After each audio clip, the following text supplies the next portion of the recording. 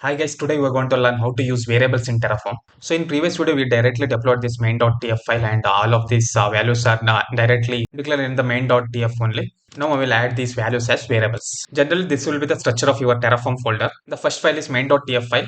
So it will have actual core Terraform code. Then we can have variables.tf. We declare all the variables in this particular file. Then terraform.tf was here we declare the actual values of these variables. We'll see how to declare those in later. Also, you can use a file called as outputs.tf.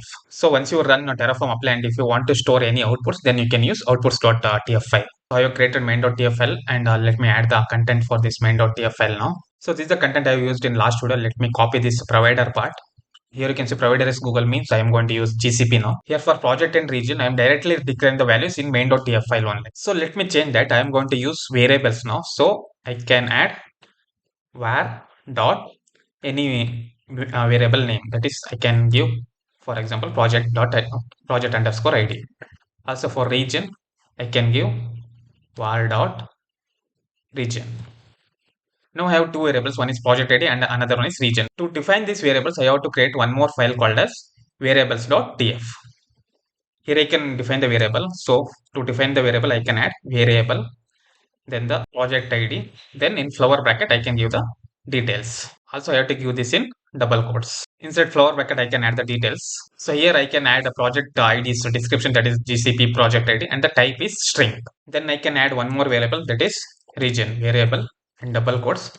I can give region and in flower brackets I can give the details. So here description is GCP region and type is string and default region values I've added as US Central 1.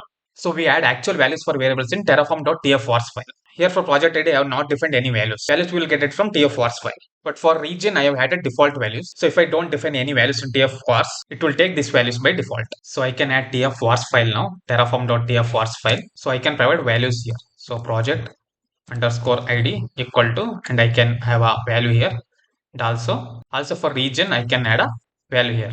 So project ID I am going to use this value only. I have to give the values in double quotes. In the region I will add US Central 1 only. Now in main.tf file let me create the VPC. I will add this content only that I have used in previous video. So resource is Google Compute Network. The local name will be VPC network and the GCP name will be Terraform VPC demo. Also I am going to add one more line here. I declare auto create subnetworks as false so that it will not create default subnets. So to create a subnet using the Terraform I can just search for subnet Terraform GCP something like that. And I will get a documentation here. So I have to use a Google Compute subnetwork and here you can see the example usage. I can copy one of these. I can add that here. I can remove this part and the secondary IP range is not required. As I can change the details here. So local identifier name will be VPC underscore subnet. In GCP it will create as a demo subnet name and I have to add a IPCADR range. So it's the subnet IP range. I can give 10.0.0.0/24 means available IPs will be 2 to the power 32 minus 24 that is 2 to the power 8. I can use 256 IPs. So max I can use 256 IPs in this particular subnet. Then the region I will declare as the variable.